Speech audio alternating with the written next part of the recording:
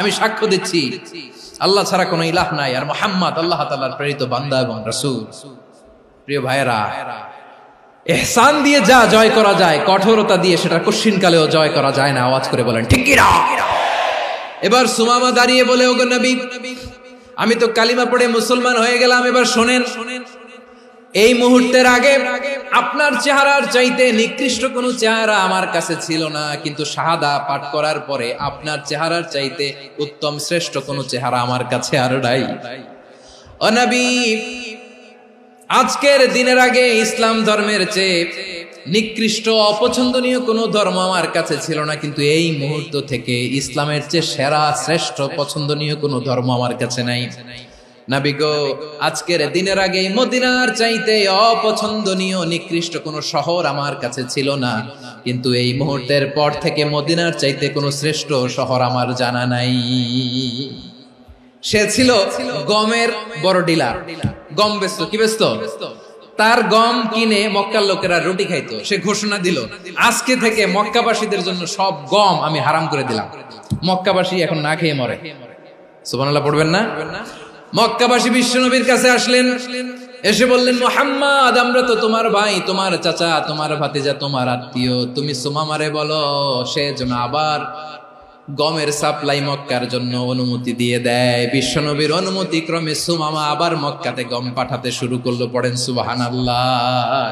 ইহসান, ইহসান দিয়ে আপনি যেটা জয় করতে পারবেন, you can win the heart of your enemies.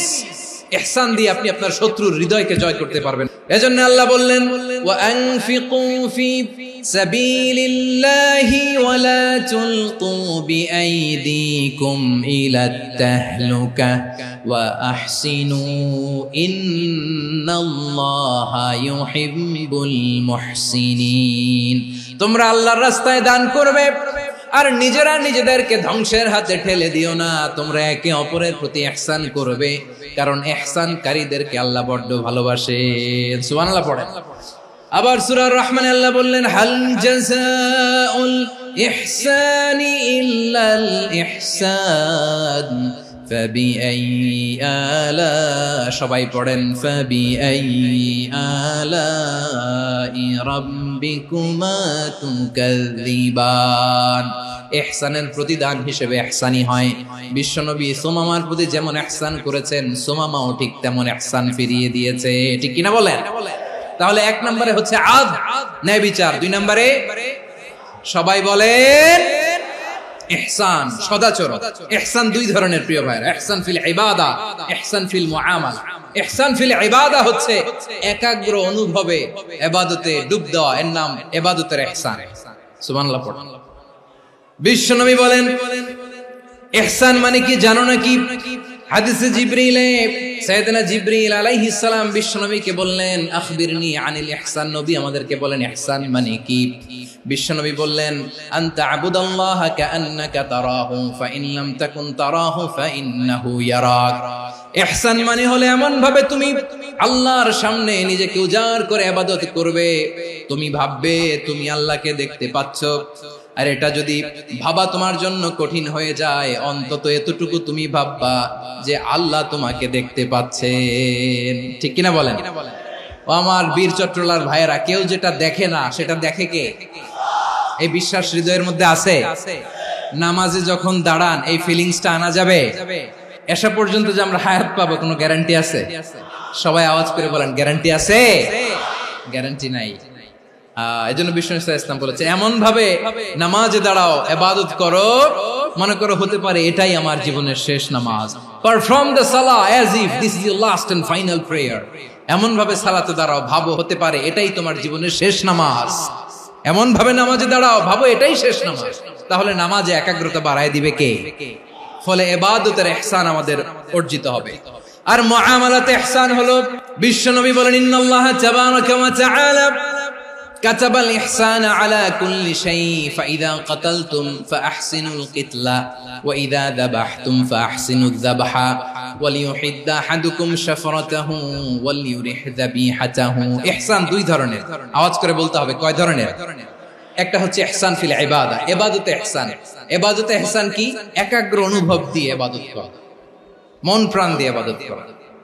আর মুআমালাতে ইহসান কি? সব কাজে, দৈনন্দিন কাজে, কর্মে, সামাজিক অ্যাক্টিভিটিতে কোমলতা প্রদর্শন করা, অনুগ্রহের সাথে সবকিছু করা। আল্লাহ তাআলা ইন্নাল্লাহা তাবারাকা ওয়া তাআলা কাতাবাল ইহসানা আলা কুল্লি শাই, তিনি সবকিছুর ব্যাপারে ইহসানকে আবশ্যক করেছেন। সবকিছু, মুমিনের সব কাজে ইহসানের পরশ থাকবে। ওয়া ইযা কাতালতুম ফাহসিনুল কিতলা, বিষ্ণুই বলেন তুমি যখন কাউকে হত্যা করো ইহসানের সাথে করো। সুবহানাল্লাহ পড়বেন না? যখন হত্যা করো তখনও ইহসানের সাথে। আচ্ছা, হত্যা করবো আবার ইহসান আসবে করতে, করে তো মেরেই ফেলবো আমি। আল্লাহ, ও ভাই একজন খুন করেছে, খুনি, রাষ্ট্রীয় আইনে তার শাস্তি হয়েছে ডেথ পেনাল্টি, মৃত্যুদণ্ড। এখন মৃত্যুদণ্ড দেখে আপনি যেমনি মন চায় তেমনি মারবেন লোকটারে? ওর নাক কেটে ফেলতে পারবেন? ওর কান কাটতে পারবেন? ওর চোখ উপড়ে ফেলতে পারবেন আপনি? যেমন মন চায় তার অঙ্গহানি করা যাবে না। ইহসানের সাথে তাকে হত্যা করো। সুবহানাল্লাহ, this is Islam, this is the true essence of Islam. ওয়া ইযা যাবাহতুম ফাহসিনু যাবহা, যখন জবাই করবে তখনও ইহসানের সাথে জবাই করো। করব জবাই, ওইখানেও নাকি ইহসান।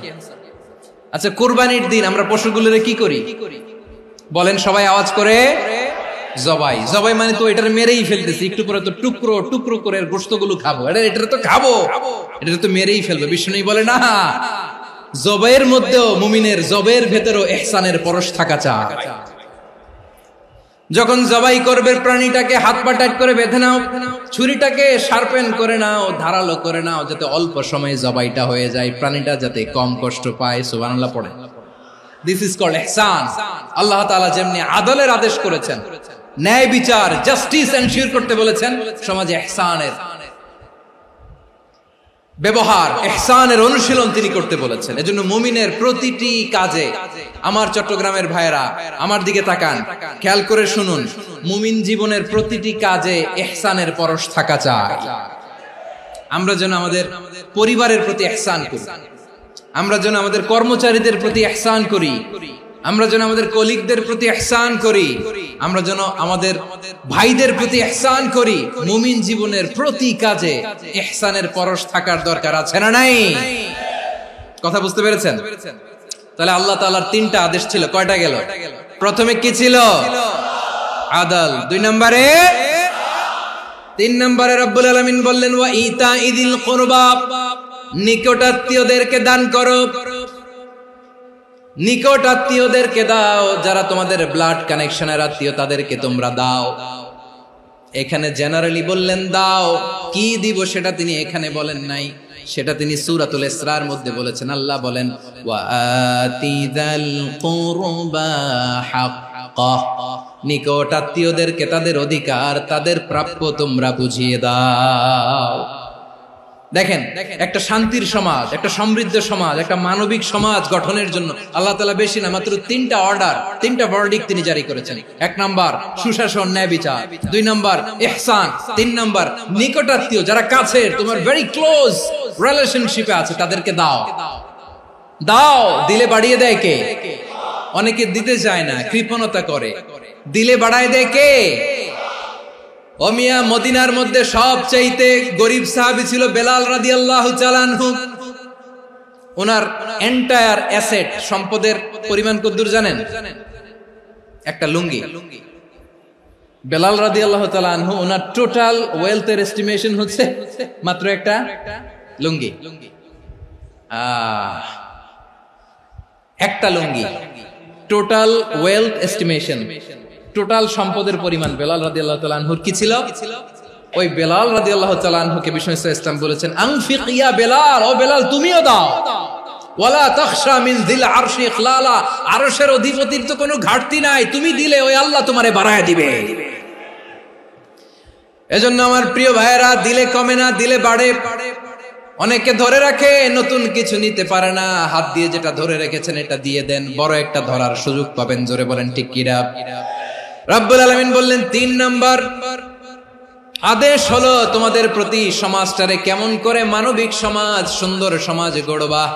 ৩ নাম্বার আদেশ হলো ওয়া আতিদাল কুরবা হাক্কা, নিকটাত্মীয়দেরকে তাদের প্রাপ্য বুঝিয়ে দাও। এই নিকটাত্মীয়দেরকে তাদের অধিকার বুঝিয়ে দেওয়া, প্রাপ্য বুঝিয়ে দেওয়াতে আমাদের গাফলতি আছে না নাই? অনেকে দেখবেন অনেক আল্লাহওয়ালা তাহাজ্জুদ গুজার সেজদা দিতে দিতে কপালে কালো দাগ ফেলে দিছে, সে তার বোনের হকটা আদায় করে নাই। আছে না নাই? অনেক বড় হাজী সাহেব, বিশাল লম্বা দাড়ি, ছেলেরে সব দিয়ে দিছে, মেয়েরে কিছু দেয় নাই, মেয়ের হক আদায় করে নাই। আছে না নাই?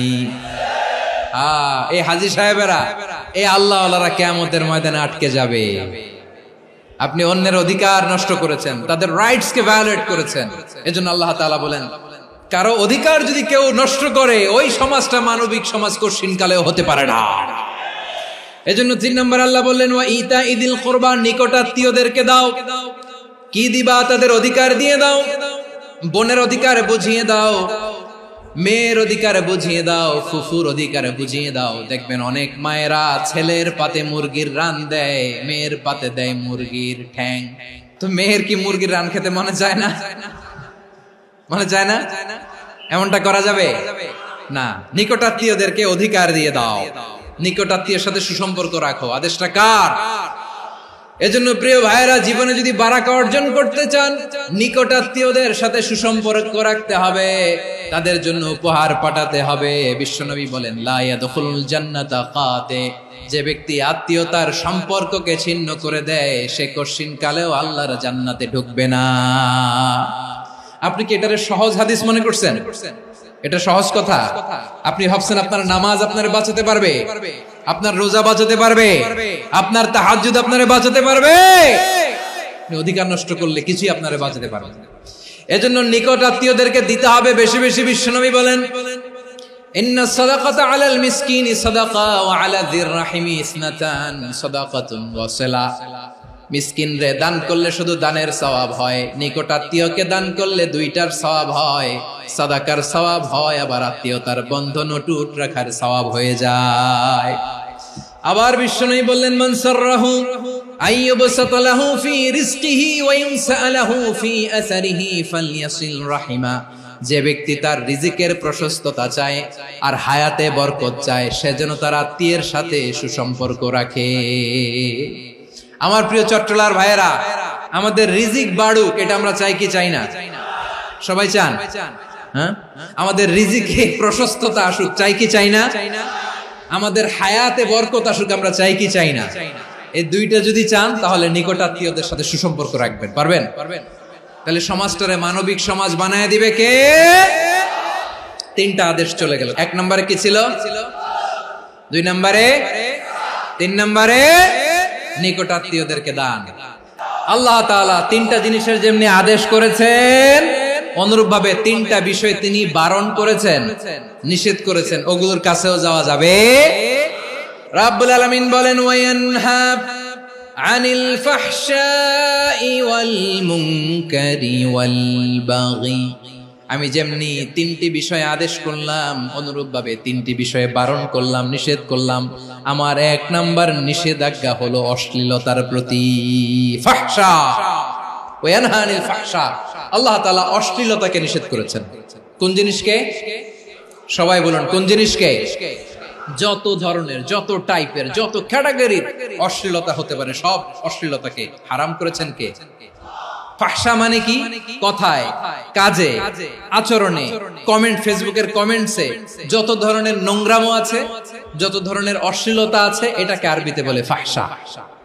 রাব্বুল আলামিন বলেন, কুল ইন্নামা حرم ربي الفواحش ما ظهر منها وما بطن। ও নবী, আপনি বলে দেন, আমার রব প্রকাশ্য অপ্রকাশ্য, স্পষ্ট কিংবা অস্পষ্ট, দৃশ্যমান কিংবা অদৃশ্যমান সব অশ্লীলতাকে হারাম করেছেন। সব ধরনের অশ্লীলতা হারাম। আল্লাহ তাআলা আমাদেরকে অশ্লীলতা থেকে বাঁচান। এবার বলেন, আমাদের সমাজে অশ্লীলতা আছে না নাই? অশ্লীলতা নানা ভাবে, নানা নামে, নানা মোড়কে আমাদের সমাজে আছে না নাই? সংস্কৃতির নামে, ফ্যাশনের নামে, বিনোদনের নামে, উপন্যাসের নামে, কনসার্টের নামে অশ্লীলতা আছে না নাই? আপনি দেখেছেন কনসার্টগুলোর অবস্থা? আমাদের তরুণ তরুণীরা, আমাদের যুবক যুবতীরা, আমাদের জেনজিরা, কি অবস্থা ওইখানে! কনসার্টের নামে অশ্লীলতা আছে না নাই? ছেলে মেয়ে একে অপরকে জড়ায় ধরতেছে, একে অপরকে চুমু খাচ্ছে প্রকাশ্যে, দিবালোকে, গণমানুষের সামনে। আল্লাহ তাআলা এই অশ্লীলতা থেকে আমাদেরকে বেঁচে থাকতে বলেছেন। রূপালী জগতের নামে অশ্লীলতা আছে না নাই? এই টার্মটা আপনারা জানেন না? রূপালী জগৎ কি জগৎ? আসলে কি রূপালী জগৎ না অন্ধকার জগৎ? আমার বোনেরা, আপনাদেরকে যে কি বলে তারা বুঝায়, রূপালী জগৎ শুনেই আপনি ভরকে যাবেন না। রূপালী জগতে যে নারী যত বেশি উলঙ্গ সে নাকি তত বেশি সাহসী। জানেন? বলে এটা একটা সাহসী নারী, খুব সাহসী পদক্ষেপ তার। যত বেশি শরীর থেকে কাপড় নামাতে পারবে, যত বেশি বস্ত্রহীন হয়ে নিজেকে প্রেজেন্ট করতে পারবে, সে নাকি তত বেশি সাহসী। আমার চট্টলার ভাইয়েরা, শয়তানের প্রথমে এজেন্ডা ছিল বনি আদমকে বস্ত্রহীন করা। সে আদম এবং হাওয়া আলাইহিস সালামকে নিষিদ্ধ গাছের ফল খাইয়ে তাদেরকে বস্ত্রহীন করেছে। এই জামিনেও সে আমাদেরকে বস্ত্রহীন করতে চাইবে। এই রূপালী জগতের নামে তারা এটা করে। আমার প্রিয় বোনেরা, আপনি জানেন না আপনার দাম কত। ওরা আপনাদেরকে বিজ্ঞাপনের সস্তা পণ্য বানাতে চায়। ওরা আপনাদেরকে ওদের ভোগের লিপসার টুলস বানাতে চায়। ওরা আপনাদেরকে দিয়ে ওদের খায়েশ পূরণ করতে চায়। এটা আপনাদের জন্য মোটেও ডিগনিটি নয়, এটা আপনাদের জন্য সম্মান নয়। আপনার সম্মান শালীনতায়, আপনার সম্মান হেজাবে, আপনার সম্মান ভদ্রতায়, আপনার সম্মান আপনার ডিসেন্ট পোশাকে। পোশাক বলে দেয় এই নারীটা ভদ্র না অভদ্র। পোশাক বলে দেয় এই মেয়েটা কোন ঘরের মেয়ে।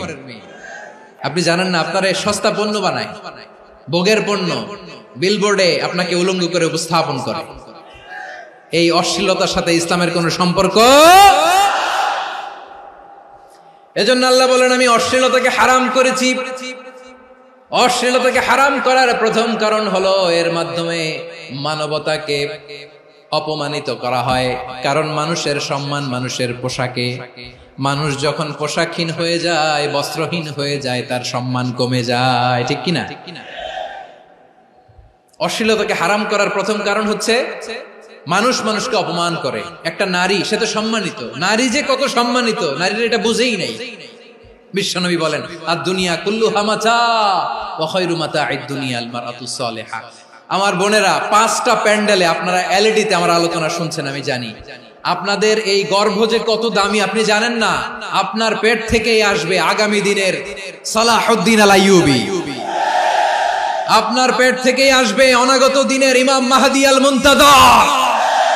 আপনার পেট থেকেই আসবে অনাগত দিনের ফয়সাল, ওয়াসিম, মুগ্ধ, আবু সাইদের মতো বীর যোদ্ধা। আমার প্রিয় বোনেরা, আমার প্রিয় বোনেরা, বিশ্বনবীর কথার ওজন খেয়াল করেন। আদ-দুনিয়া কুল্লুহা মাতা ওয়া খায়রু মাতা'আদ দুনিয়া আল মারআতুস সালিহা। দুনিয়ার সবকিছুই অ্যাসেট, এর মধ্যে সবচেয়ে দামি অ্যাসেট নেককার নারী। আপনার গর্ভ যে কত দামি আপনি জানেন না। নিজের সময়টাকে কাজে লাগান, কোরআন পড়েন, সুন্নাহ পড়েন। আপনার অনেক দায়িত্ব ঘরে। You are the MD of your family. একটা family it's a very big institution. পরিবার একটা অনেক বড় প্রতিষ্ঠান।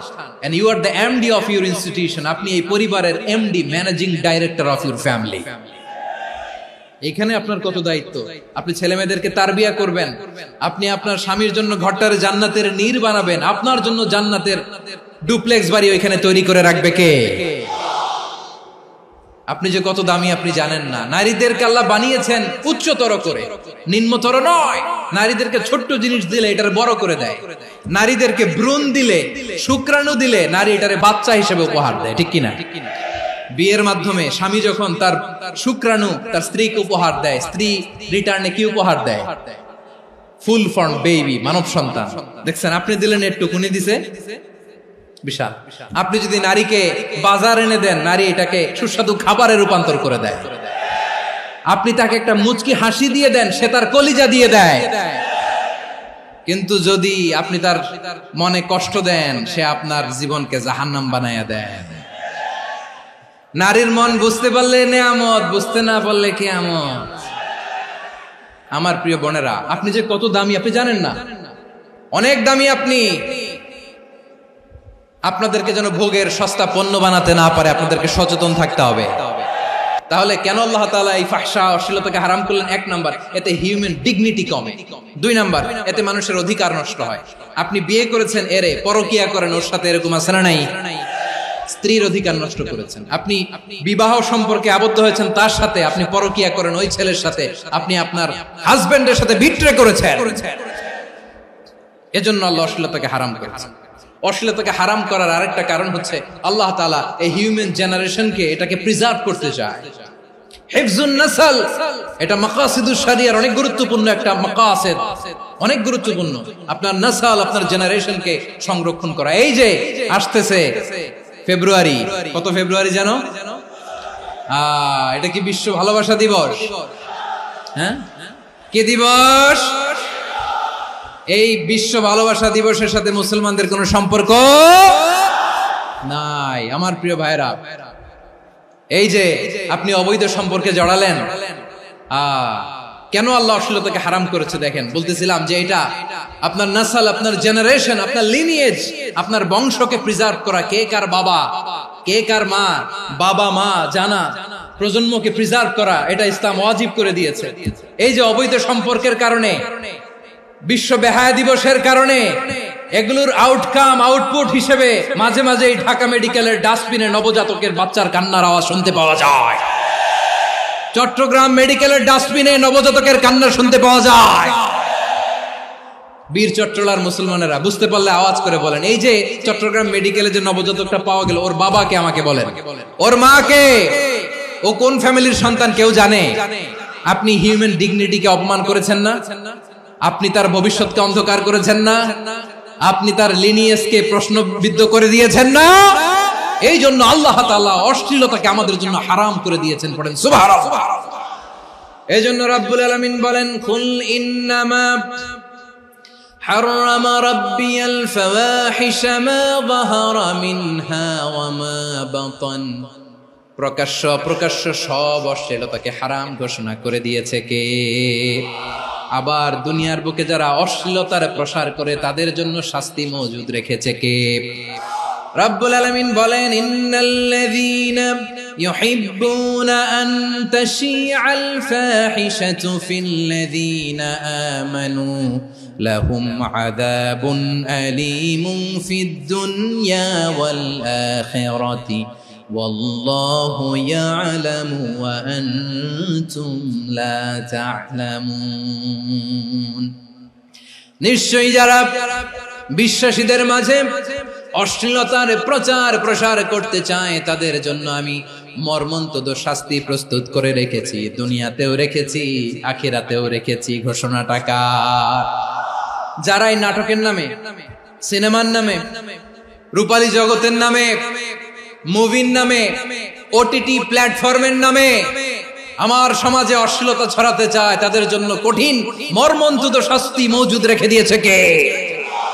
ও আমার বোনেরা, এখনো আপনি জাগবেন না?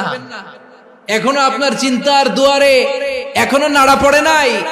ওরা আপনাকে উলঙ্গ বানাতে চায়, ওরা আপনাকে আইটেম গার্ল বানাতে চায়। এজন্য ইসলাম অশ্লীলতাকে হারাম করেছে। হারাম। ইসলাম বলেছে যোজন যোজন দূরে থাকো, ওরা বলে না কাছে আসো, কাছে আসার গল্প, ক্লোজ আপ ওয়ান, কাছে আসার গল্প আছে না নাই? তাহলে অশ্লীলতার সাথে আমাদের কোনো সম্পর্ক? সবাই বলতে পারেননি, আওয়াজ করে বলুন, অশ্লীলতার সাথে আমাদের কোনো সম্পর্ক? আমরা এই সমস্ত ক্লোজ আপ ওয়ান, কাছে আসার গল্পের প্রোগ্রামে যাব? আমরা কোন ধরনের অশ্লীল কন্টেন্ট সোশ্যাল মিডিয়ায়, টিভিতে দেখব? কি যুগ যে আমরা কাটাচ্ছি আপনি কল্পনা করতে পারবেন না। পর্ন ইন্ডাস্ট্রি, নারী পুরুষের বস্ত্রহীন যুগল দৃশ্য, এটাকে দিয়ে ওরা কোটি ডলারের ইন্ডাস্ট্রি বানিয়েছে। পুরো মানব ইতিহাসে এরকম জঘন্য সময় মানব ইতিহাস পার করে নাই। পর্ন এটা ইন্ডাস্ট্রি হয়ে গেছে। আমাদের এই যুবকগুলো, জেনজিগুলো, ওদের চরিত্র বাঁচাবে কি করে? কেমন করে হেফাজত করবে ওদের এই মূল্যবান চরিত্র? আমার প্রিয় ভাইরা, এই অশ্লীলতার দ্য লেটেস্ট ভার্সন হচ্ছে LGBTQ, শরীফ থেকে শরীফা। শুনছেন আপনারা? দেখতে পুরুষ, আসলেই পুরুষ, সুস্থ একজন পুরুষ, 4 সন্তানের বাবা, বলে আমি মনে মনে নারী। দেখতে নারী, সুস্থ নারী, আসলেই সে দিব্যি একজন নারী, বলে আমি মনে মনে পুরুষ। সবচেয়ে ভয়ঙ্কর অশ্লীলতার সবচাইতে লেটেস্ট ভার্সন হচ্ছে এই ট্রান্সজেন্ডারিজম। সুস্থ পুরুষ তার বায়োলজিক্যাল গ্রোথকে হরমোন দিয়ে স্টপ করে দিয়ে সে সার্জারি করে নারী হতে চায়, সুস্থ নারী পুরুষ হতে চায়। পুরুষ পুরুষের প্রতি সেক্সুয়ালি আকর্ষণ বোধ করে, এটা লূত আলাইহিস সালামের কওমের মধ্যে ছিল। এটাকেও আল্লাহ কোরআনে ফাহিশা বলেছেন। ওয়ালুতান ইয ক্বালা লিকাওমিহি আতা'তুনাল ফাহিশাতা মা সাবাকাকুম বিহা মিন আহাদিম মিনাল আলামিন। লূত আলাইহিস সালাম বললেন, তোমরা কি এমন এক অশ্লীল কার্যক্রমে ডুব দিলে নাকি যেটা গোটা বিশ্বের কেউ কখনো করে নাই, তোমরাই প্রথম করেছো। পড়েন নাউযুবিল্লাহ। এই পশ্চিমের এই রোগ আমার দেশে যেন আসতে না পারে, আমাদের সজাগ থাকতে হবে। প্রিয় ভাইরা, চিল্লায় বলেন ঠিক কি না? পশ্চিমের অবস্থা ভয়ঙ্কর। পাশ্চাত্যে আমি যুক্তরাষ্ট্রে ছিলাম অনেকদিন, কয়েক মাস, বিভিন্ন স্টেটে ঘুরেছি। গার্ডিয়ানরা উদ্বিগ্ন, ছেলে মেয়েদেরকে, ছোট্ট ছেলে মেয়ে, ওদেরকে জিজ্ঞেস করে, তুমি how do you feel right now inside yourself, তুমি ভিতরে ভিতরে কেমন ফিল করো, তোমার কি ছেলে ছেলে লাগে না মেয়ে মেয়ে লাগে?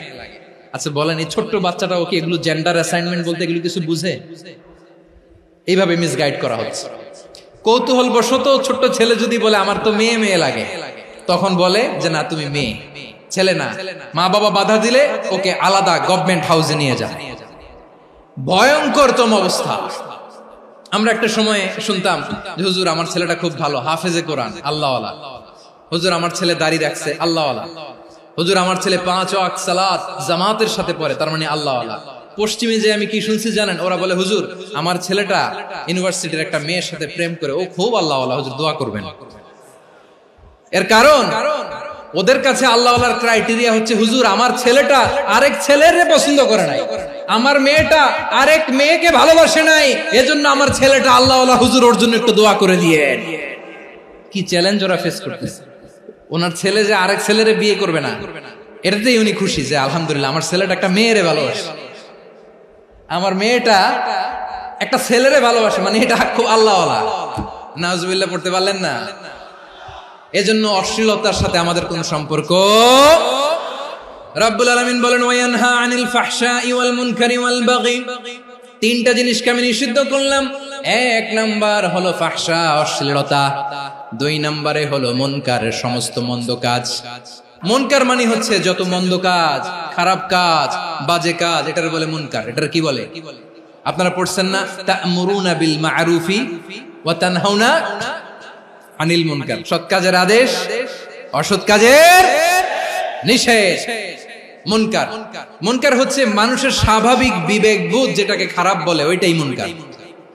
পৃথিবীর সব আসমানি গ্রন্থ যেটাকে খারাপ বলেছে, মানুষের স্বাভাবিক বিবেক বোধ যেটাকে খারাপ বলেছে, এগুলো সব মুনকার। যেমন ইফতিজিং, এটা কি ভালো না খারাপ? মজুদদারি, খাদ্যে ভেজাল দেওয়া, ওজনে কম দেওয়া, মাছে ফরমালিন মিশানো, চাঁদাবাজি, টেন্ডারবাজি, দখলবাজি, এগুলো আমাদের স্বাভাবিক বিবেকেই বলে এগুলো খারাপ, এগুলো হচ্ছে মুনকার। আল্লাহ তাআলা এই মুনকার থেকে আমাদেরকে বেঁচে থাকতে বলেন, আর শয়তান এই মুনকারের প্রতি আমাদেরকে উদ্বুদ্ধ করে। আল্লাহ তাআলা বললেন ইয়া আইয়ুহাল্লাযীনা আমানু লা তাত্তাবিউ খুতুওয়াতিশ শাইতান ওয়া মান ইয়াত্তাবি' খুতুওয়াতিশ শাইতানি ফাইন্নাহু ইয়া'মুরু বিল ফাহশাই ওয়াল মুনকার। আল্লাহ বললেন আমার গোলামেরা শোনো শোনো, ও আমার বিশ্বাসী বান্দারা খবরদার, তোমরা কশিনকালেও শয়তানের পদাঙ্ক অনুসরণ করবে না, কারণ শয়তান তোমাদেরকে অশ্লীলতা এবং মন্দ কাজের দিকে উদ্বুদ্ধ করে। আমাদের কাজ হচ্ছে শয়তান আমাদেরকে যেদিকে নিতে চায় আমরা তার উল্টা দিকে যাব। শয়তান এই মন্দ কাজকে আমাদের কাছে বিউটিফাই করে, চাকচিক্যময় করে আমাদের সামনে উপস্থাপন করে। এজন্য আল্লাহ বলেন মুনকারকে থামাতে হবে, মুনকার প্রতিরোধ করতে হবে। মুনকার প্রতিরোধের দায়িত্ব শুধু আমাদের নাকি? শুধু আপনার খতিব সাহেবের, ইমাম সাহেবের, নাকি মুসলিম উম্মার সবার? আওয়াজ করে বলুন, মুনকার অসৎ কাজ প্রতিরোধের দায়িত্ব কার? রাব্বুল আলামিন বলেন, কুনতুম খায়রা উম্মাতিন উখরিজাত লিন-নাসি তা'মুরুনা বিল মা'রুফি ওয়া তানহাউনা আনিল মুনকার। তোমাদেরকে শ্রেষ্ঠ জাতি করে জমিনের মধ্যে আবির্ভূত করা হয়েছে, যাতে করে তোমরা জমিনের ভেতরে সৎ কাজের আদেশ করতে পারো আর অসৎ কাজের নিষেধ করতে পারো। উম্মাহ, কুনতুম খায়রা, তাহলে গোটা উম্মার দায়িত্ব, এটা বুঝতে পারছেন তো? আচ্ছা, আরো নিচে আসেন। এরপরে আল্লাহ বললেন, শুধু উম্মাহ না, এই জমিনের রাজত্ব আমি যাদের হাতে দেই, এই জমিনের মালিক আমি যাদেরকে বানিয়ে দেই, যাদেরকে আমি সরকারের দায়িত্ব দেই, তাদেরকেও মুনকার প্রতিরোধের দায়িত্ব দিয়েছে কে? আল্লাহ বলেন, যারা ক্ষমতার মসনদে বসেছে তাদেরকে 4 দফা কর্মসূচি আমি আল্লাহ দিলাম। আওয়াজ করে বলেন, কয় দফা? আল্লাহ বলেন, আল্লাযীনা ইম্মাক্কান্নাহুম ফিল আরদি আকামুস সালাতা ওয়া আতাউয যাকাতা ওয়া আমারু বিল মা'রুফি ওয়া নাহাউ আনিল মুনকার ওয়ালিল্লাহি আকিবাতুল উমুর। যারা এই জমিনের উত্তরাধিকার হয়েছে তারা 4 দফা কর্মসূচি নিয়ে সামনে আগাবা। সালাত কায়েম করবা, যাকাত আদায় করবা, সৎ কাজের আদেশ দিবা, অসৎ কাজ থেকে মুনকার প্রতিরোধ করবা। আদেশটা কার? আমার প্রিয় চট্টলার ভাইরা, পুরো উম্মার দায়িত্ব মুনকার প্রতিরোধ করা, সরকার প্রধানের দায়িত্ব মুনকার প্রতিরোধ করা। এরপর আল্লাহ বলেন, প্রতিটা ফ্যামিলির যিনি প্রধান, সিইও, বাবা, প্রত্যেক বাবারও দায়িত্ব এই মুনকার প্রতিরোধ করা। আওয়াজ করে বলেন, ঠিক কিনা? যেমনটি সাইয়েদনা লোকমান আলাইহিস সালাম ওনার কলিজার টুকরা সন্তানকে আদেশ করেছেন, ইয়া বুনাইয়া আকিমিস সালাতা ওয়া'মুর বিল মা'রুফি ওয়ানহা আনিল মুনকার। পড়েন সুবহানাল্লাহ। বাবা ছেলেকে সবক দিচ্ছে, লোকমান আলাইহিস সালাম ছেলেকে বলতেছে, ওরে আমার কলিজার টুকরা সন্তান, ওরে আমার বাছা, নামাজ কায়েম করবা, সৎ কাজের আদেশ দিবা, আর মুনকার প্রতিরোধ করবা, অসৎ কাজ, সমাজ থেকে খারাপ কাজকে ঝেঁটে বিদায় করে দিবা। তাহলে দেখেন, আমি স্টেপ বাই স্টেপ নামলাম। পুরা উম্মার দায়িত্ব, জমিনের উত্তরাধিকারী আল্লাহ যাদেরকে বানিয়েছেন সরকার, তাদের দায়িত্ব, প্রতিটি ফ্যামিলির প্রধানের দায়িত্ব। এরপরে বিশ্বনবী বলেন, সচেতন প্রতিটি মুসলিমের দায়িত্ব সমাজ থেকে মুনকারকে উৎখাত করা। বিশ্বনবী বলেছেন, মান রাআ মিনকুম মুনকারান ফালিয়ুগাইয়িরহু বিয়াদিহি ফাইন লাম ইয়াস্তাতি ফাবিলিসানিহি ওয়া ইন লাম ইয়াস্তাতি ফাবিকলবিহি ওয়া যালিকা আযআফুল ঈমান। সমাজে যে মুনকার দেখবে, খারাপ কাজ দেখবে, সেজন্য হাত দিয়ে সেটাকে থামায়। আমার প্রিয় ভাইরা, না থামালে আমরাই ডুববো শেষমেশ। আমাদের বাঁচার জন্য হইলেও থামাইতে হবে। রব্বুল আলামিন বলেন, ওয়াত্তাকু ফিতনাতাল লা তুসিবান্নাল্লাযীনা যালামু মিনকুম খাসসা। ও আমার গোলামেরা, ওই আযাবকে ভয় করো যে আযাব যখন আমি জমিনের বুকে পাঠাই, শুধু জালেমদেরকেই মারি না, আলেমদেরকেও মারি। আযাব যখন আসে তখন শুধু জালিমই মরে না, আলেমও মরে। জানেন, মুসা আলাইহিস সালামের পায়ে একবার একটা লাল পিঁপড়া, তো উনি রেগে মেগে পাশি দেখে লাল পিঁপড়ার বাসা, পা দিয়ে ডলে মুছে সবগুলো পিঁপড়া মেরে ফেলছে। এই ঘটনাটা আল্লাহ ঘটিয়েছেন এজন্য। মুসা আলাইহিস সালাম ছিলেন কালিমুল্লাহ, সরাসরি আল্লাহর সাথে কথা বলতেন। তিনি আল্লাহকে জিজ্ঞেস করেছিলেন, আল্লাহ তুমি যখন কোন জনপদে আযাব পাঠাও, শাস্তি দাও, ওখানকার শুধু জালেমরাই তো মরে না, ভালো মানুষগুলাও মরে, তো আযাব দিবা মুশরিকদের উপর দিবা, অবাধ্যদের উপর দিবা, ভালো মানুষগুলোরে মারো কেন? আল্লাহ বললেন, মুসা তোমার যে কামড় দিছিল পায়ের মধ্যে পিঁপড়া, কয়টা পিঁপড়া? একটা পিঁপড়া, তো সবগুলারে মারলা কেন? রেগে মেগে পুরো পিঁপড়ার বাসা ভেঙে মেসাকার করলা কেন? আমি যখন অ্যাকশনে যাই, আমি যখন শাস্তি দেই, তখন এত বাস বিচার করা হয় না, বাস বিচার করা যায় না। যখন অ্যাকশনে যাওয়া হয়, ওইটা ডাইরেক্ট অ্যাকশন হয়ে যায়। চিল্লায় বলো ঠিক কিনা? এজন্য আমাদের বাঁচার জন্য হলেও এই পাপ থামাতে হবে, এই শয়তানের অট্টহাসি থামাতে হবে, অন্যায় অপরাধ সমাজ থেকে আমাদের থামাতে হবে। কারণ আযাব আসলে ওরাও মরবে, আমরাও মরবো। একটা জাহাজ 2 তলা, আপনি আছেন 2য় তলায়। নিচের তলার কিছু লোক জাহাজের তলা ছিদ্র করতে আরম্ভ করছে। কি ছিদ্র করতেছে? আচ্ছা, জাহাজের তলা ছিদ্র করলে তলা দিয়ে কি ঢুকে? এখন আপনি যদি বলেন আমার কি, আমি তো 2 তলায়, আমি তো ভালো আছি, ওরা ছিদ্র করে ওরা মরবে। আসলে কি শুধু ওরা মরবে? তলা দিয়ে যখন পানি ঢুকবে, জাহাজ ঢুকলে আপনিও মরবেন। এজন্য নিজে মরার আগে ওই পাগলগুলোর নিচতলায় যে থামাতে হবে, চিল্লায় বলেন ঠিক কি না? এজন্য আল্লাহ বললেন মুনকার প্রতিরোধের দায়িত্ব সমাজের টপ টু বটম সবার। এজন্য মুনকার প্রতিরোধ করার দরকার আছে না নাই? সমাজে এই যে ইফটিজিং হয়, আপনার বোনের বয়সী একটা মেয়েকে কিছু বকাটে টিটকারি করে, এই বলে সেই বলে, নোংরা কথা বলে, রাস্তায় দেখেও আপনি পাশ দিয়ে না দেখার মতো চলে যান কেন? আপনি দাঁড়ান না কেন? আপনি দাঁড়ালেই তো থেমে যাবে, কারণ সত্যের যে শক্তি তার সামনে মিথ্যা মুখ থুবড়ে পড়ে। আপনার সামনেও কিছুই না, নাথিং। আপনি দাঁড়ান, ওকে প্রশ্ন করেন যে আমার বোনকে তুমি ডিস্টার্ব করো কেন? আপনাকে দেখে আরো 5 জন দাঁড়াবে, 5 জনকে দেখে আরো 10 জন দাঁড়াবে। আমাদের নীরবতা আর আমাদের নিশ্চুপ থাকাই জালিমদেরকে আরো শক্তিশালী জালিম বানিয়েছে। এজন্য মুনকার প্রতিরোধের দায়িত্ব আমাদের সবার। টেন্ডারবাজি, চাঁদাবাজি, দুর্নীতি, অপরাধ, দখলদারিত্ব, মজুদদারি, এগুলো সবকিছু একসাথে প্রতিরোধ করতে হবে। ঠিক কিনা বলেন? একটা মানবিক সমাজ যদি চাই, প্রতিরোধ করতে হবে। প্রিয় ভাইয়েরা, আল্লাহর শপথ নিয়ে বলি, এই নাসিহাত গুলো সবার জন্য, সব দলের জন্য, সব মতের মানুষের জন্য। আমরা কোনো দলের প্রতি মানুষকে ডাকি না, আমরা ডাকি ইসলামের দিকে। সব দলের, সব মতের, সব মানুষদেরকে আমরা আহ্বান জানাই, আসুন আমরা একটা সুন্দর সমাজ বিনির্মাণ করি। এই যে নতুন বাংলাদেশের এক সুযোগ এসেছে, আর জীবনে হয়তো আসবে না, সামনের 100 বছর এই সময় আসবে না। আসুন দেশটাকে আমরা সাজাই, আসুন আমরা দুর্নীতি বন্ধ করি, আসুন আমরা চাঁদাবাজি বন্ধ করি, আসুন আমরা দখলদারিত্ব বন্ধ করি, আসুন আমরা এক দল আরেক দলকে নিশ্চিহ্ন করার যে রাজনীতি, এটা বন্ধ করি। সব দলের প্রতি আমার আহ্বান, আমরা চাঁদাবাজ মুক্ত বাংলাদেশ চাই, জুলুম মুক্ত বাংলাদেশ চাই, ফ্যাসিজম মুক্ত বাংলাদেশ চাই, গুণ খুন খারাপি মুক্ত বাংলাদেশ চাই, আমরা নতুন ভোরের বাংলাদেশ চাই। ওই বাংলাদেশ পাওয়ার জন্য মুনকার প্রতিরোধে, অন্যায় প্রতিরোধে যদি বাঘের বাচ্চার মতো, আবু সাইদের মতো 2 হাত উঁচু করে, বুককে টান টান করে প্রসারিত করে দাঁড়াতে হয়, রাজি আছো মুসলমান?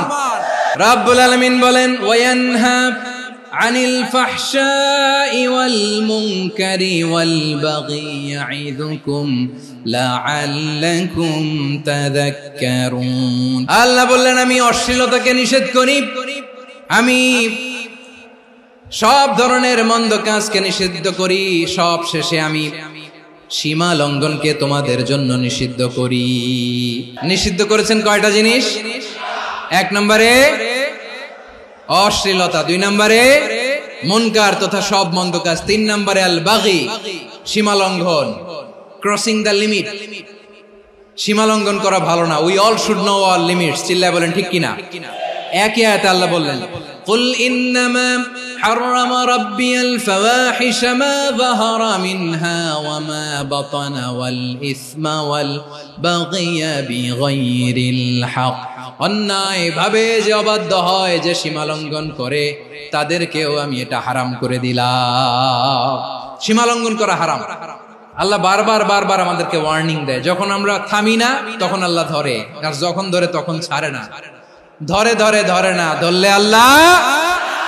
ফেরাউনকে কিন্তু হুট করে ধরে নাই, আপনারা জানেন 9 বার ওয়ার্নিং দিয়েছে। ফেরাউনকে আল্লাহ তাআলা ওয়ার্নিং দিয়েছিল কয়বার? রাব্বুল আলামিন বলেন ওয়ালাকাদ আতাইনা মূসা 9 আয়াতিন বাইয়িনাত। 9টা মুআজিজা দেখিয়েছি, 1 2 3 বারবার এইভাবে রিমাইন্ডার, ওইভাবে রিমাইন্ডার, এইভাবে নসিহত, ওইভাবে দাওয়া। ফাকুলা লাহু কাওলান লাইয়িনা, নরম করে বলো, সফট করে বলো, যত ওয়ে হতে পারে দাওয়া মেথডোলজি। মুসা আলাইহিস সালামের সব অ্যাপ্লাই শেষ, 10ম বারে যে আল্লাহ ধরছে। 10ম বারে যে ধরেছে। এজন্য আল্লাহ বলেন আমি সীমা লঙ্ঘনকে পছন্দ করি না। কোরআনের অন্য আয়াতে বাগীকে বলা হয়েছে আল ইতিদা। সীমা লঙ্ঘন যারা করে তাদেরকে আল্লাহ বলেছেন মুতাদিন।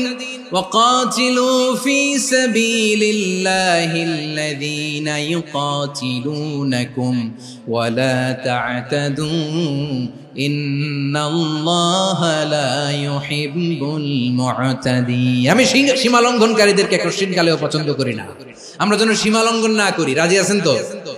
যে কোনো ক্ষেত্রে ইবাদতে যেন সীমা লঙ্ঘন না করি। অনেকে আমরা ইবাদতে সীমা লঙ্ঘন করে ফেলি। বিশ্বনবী সাল্লাল্লাহু আলাইহি ওয়াসাল্লাম যেটা শিখিয়েছেন এর বাইরে যে অতিরিক্ত বুজুর্গ হতে চায় এরকম আছে না নাই? কোন ক্ষেত্রেই সীমা লঙ্ঘন করা যাবে, এমনকি যুদ্ধ ক্ষেত্রেও না। বিশ্বনবী সাল্লাল্লাহু আলাইহি ওয়াসাল্লাম বলেন খবরদার যুদ্ধ ক্ষেত্রেও সীমা লঙ্ঘন করো না। কি সুন্দর ইসলাম আমরা পেয়েছি। বিশ্বনবী বলেন খবরদার যুদ্ধের ময়দানে কোনো নারীর গায়ে হাত তোলো না, কোনো শিশুর গায়ে হাত তোলো না, কোনো গবাদি পশু হত্যা করো না, কোনো শস্য ক্ষেত্র ধ্বংস করো না, ইবাদতরত অন্য ধর্মের কোনো সন্ন্যাসীর গায়ে হাত তোলো না। বলেন সুবহানাল্লাহ। তাহলে আমরা সীমা লঙ্ঘন করতে পারবো? প্রিয় ভাইরা, একটা সুখী, সমৃদ্ধ, শান্তির সমাজ, মানবিক সমাজ যদি আমরা গঠন করতে চাই, আমাদের আল্লাহর দেয়া কয়টা আদেশ মানতে হবে বলেন দেখি? আর বেঁচে থাকতে হবে কয়টা জিনিস থেকে? আল্লাহর আদেশ কি? 1 নাম্বার আদাল, ন্যায়পরায়ণতা। আমরা সুবিচার, সুশাসন, ন্যায় বিচার চাই কি চাই না? 2 নম্বরে কি ছিল? মাশাআল্লাহ, আমরা যেন সবার প্রতি দয়া পরবশ হই, ইহসান করি। 3 নম্বরে কি ছিল? নিকটাত্মীয়দের দান করা, তাদের অধিকার প্রাপ্য বুঝিয়ে দেওয়া। পাশাপাশি 3টা জিনিস থেকে আল্লাহ বারণ করেছেন, নিষেধ করেছেন। তার প্রথমটা ফাহশা, অশ্লীলতা। অশ্লীলতার সাথে আমাদের কোনো সম্পর্ক। 2 নম্বর নিষেধাজ্ঞা কি ছিল?